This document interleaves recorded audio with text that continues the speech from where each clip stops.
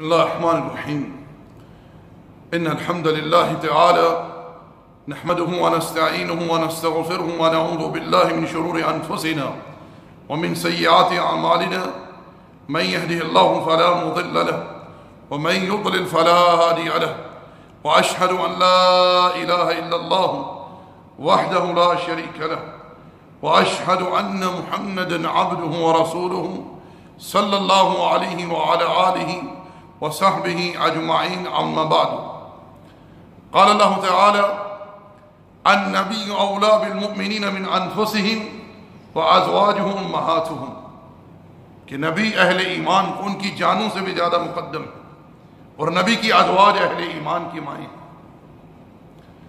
برادران اسلام، آج اس نشست میں گفتگو ہوگی گستاخ رسول کی سزا کے عنوان پر. میرے بھائیوں، میرے دوستو، نبی محترم علیہ السلام کی محبت، آپ کی اتباع، آپ کا ادب، احترام، توقیر، یہ ہر مسلمان پر فرض ہے. اللہ جل وعلا نے ایک مقام پر ارشاد فرمایا قل اب اللہ وآیاتہ ورسولہ کنتم تستہزئون لا تعتذروا قد کفرتم بعد ایمانکم. کہہ دیجئے، کیا تم اللہ کے ساتھ، اس کی آیتوں کے ساتھ، اس کے رسول کے ساتھ استہزاء کرتی ہو؟ بہانے مت بناؤ، تم ایمان لانے کے باوجود کافر ہو چکے ہو. شیخ الاسلام ابن تیمیہ رحمہ اللہ نے اپنی کتاب الصارم المسلول میں امت کا اجماع نقل کیا ہے کہ اگر کوئی شخص،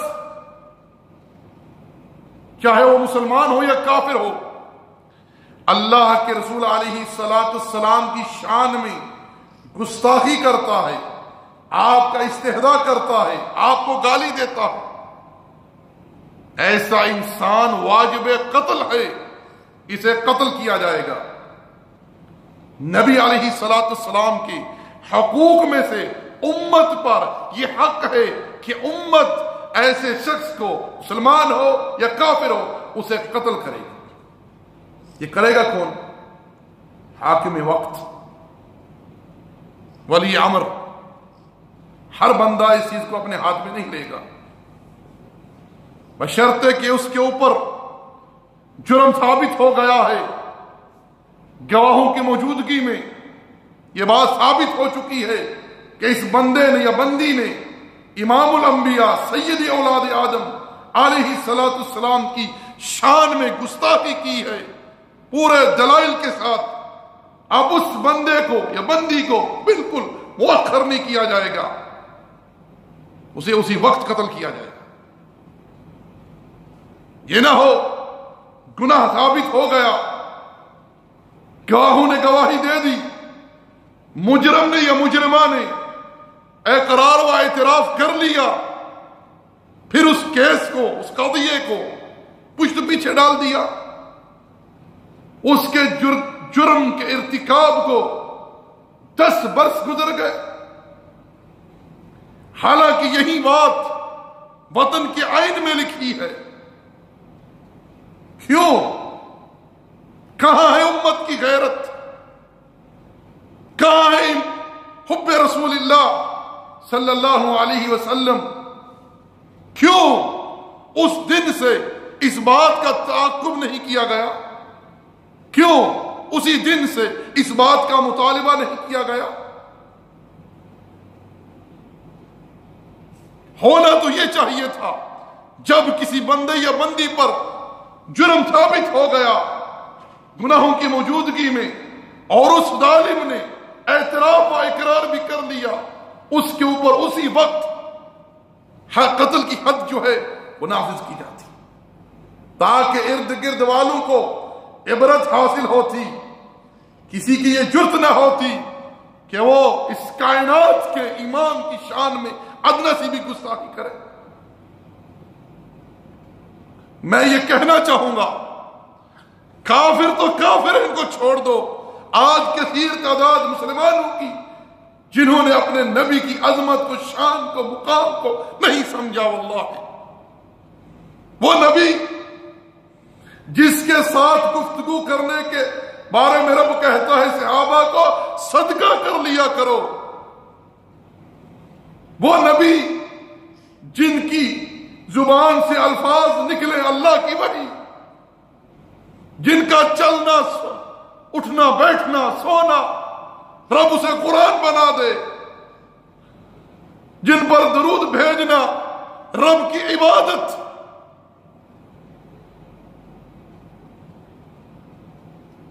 جن پر درود بھیجنا رب کی رحمتوں کا موجب، جن کے متعلق رب یہ ارشاد فرماتا ہے لا ترفعوا اصواتکم فوق صوت النبی، میرے پیغمبر کے سامنے اپنی آوازیں پست رکھا کرو، بلند مت کیا کرو، اور ہمارے پیغمبر سے ایسے گفتگو نہ کرو جیسے آپس میں کرتے ہو۔ ان تحبط اعمالکم انتم لا تشعرون، تمہارے اعمال برباد ہو جائیں تمہیں پتہ نہ چلے۔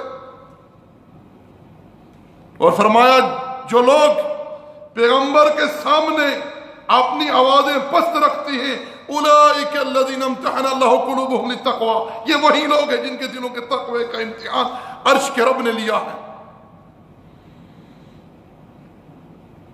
کل قیامت کا دن ہوگا، محشر کے میدان میں تمام انسانیت، وہاں کوئی تمیز نہیں ہوگا، انسانیت، یہ مجرم جن کو آج ہمارے پیغمبر کی شان اور عظمت کا ادراک نہیں ہے، جو منہ میں آتا ہے بکتے ہیں، جو ذہن میں آتا ہے لکھتے ہیں، علیہم من اللہ ما یستحقون، یہ سب دیکھ لیں گے محشر کے میدان میں کہ میرے نبی کی کیا شان ہے، کیا مقام ہے۔ رب ذوالجلال کی قسم، جس وقت سورج سروں پر ہوگا، زمین تپ رہی ہوگی، پسینے میں ڈوبے ہوئے ہوں گے،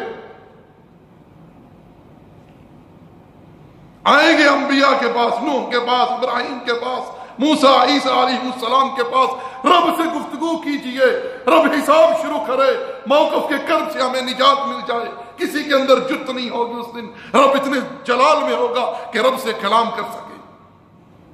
اس وقت امام الانبیاء، سید اولاد آدم، آمنہ کے لال محمد رسول اللہ صلی اللہ علیہ وسلم آگے بڑھیں گے، رب کی بارگاہ میں سجدہ کریں گے۔ اللہ اس وقت کچھ ایسی تسبیحات اپنے نبی کے دل میں القاء فرمائے گا، اللہ کے رسول رب کی حمد و ثنا بیان کریں گے، حکم ہوگا ارفع راسک واسأل تعطى واشفع تشفع، سر اٹھائیے، سوال کرے، عطا کیا جائے گا، شفاعت کیجئے، قبول ہوگی۔ یہ ہے مقام محمود۔ گزارش ہوگی رب ذوالجلال خلق کا حساب شروع کرے، لوگوں کو موقف کے کرب سے نجات مل جائے۔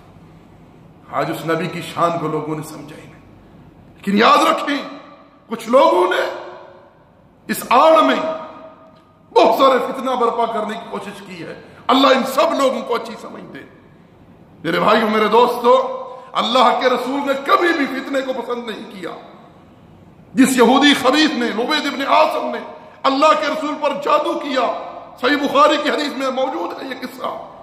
جس وقت سورہ فلق والناس کا نزول ہوا، کئی ماہ تک اللہ کے رسول تکلیف میں مبتلا رہے، پھر آپ نے اللہ کی بارگاہ میں دعا کی کہ اللہ مجھے اس سے شفا دے۔ رب ذوالجلال نے دونوں صورتوں کو نازل کیا، فلق والناس کو جبریل لے کر آئے، اور آپ کو خواب میں بتلایا گیا کہ فلاں شخص نے جادو کیا ہے، فلاں جگہ میں، فلاں کنویں میں جادو مدفون ہے۔ آپ صحابہ کرام کے ساتھ اس کنویں پر تشریف لے گئے، جس کے پانی کو بھی اس جادو جیسے خبث نے، اس کفر نے تبدیل کر دیا تھا۔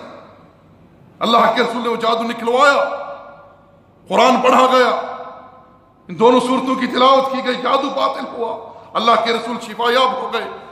آپ سے کہا گیا اس لبید ابن عاصم کی بابت لوگوں کو خبر دی جائے، بتلایا جائے کہ اس نے یہ جرم کیا ہے۔ آپ نے ارشاد فرمایا میں نہیں چاہتا، غور سے سنو امت کے لوگوں، اللہ کے رسول نے کیا فرمایا، میں نہیں چاہتا کہ میری وجہ سے لوگوں میں شر پھیلے، منع کر دیا۔ مسجد میں تشریف فرما ہے، ذوالخویسرا خارجیوں کا جد ارجمند مسجد میں آتا ہے، نماز پڑھتا ہے، اس وقت جناب علی نے کچھ سونا نبوت کی خدمت میں یمن سے بھیجا تھا، اللہ کے رسول نے اسے تقسیم کیا۔ اس خبیث خارجی نے ذوالخویسرہ نے اللہ کے رسول سے کہا اعدل یا محمد، آپ انصاف کریں یا محمد، یعنی اس نے نبی علیہ السلام کی شان میں طعن کیا، آپ کی تقسیم میں طعن کیا۔ آپ نے فرمایا اگر میں انصاف نہیں کروں گا تو اور کون انصاف کرے گا؟ حالانکہ مجھے تو اس نے امین بنا کر بھیجا ہے جو آسمانوں پر ہے، اللہ نے۔ صحابہ نے کہا اللہ کے رسول حکم دیجئے اس کی گردن اڑا دیں۔ آپ نے فرمایا نہیں، تم کیا یہ چاہتے ہو کہ لوگ کہیں کہ محمد اپنے اصحاب کو قتل کرتے؟ یعنی وہ منافق لوگوں کے ہاں تو یہی معروف تھا نا کہ یہ مسلمان ہیں۔ اللہ کے رسول نے فتنے کو سر نہیں اٹھانے دیا۔ مکہ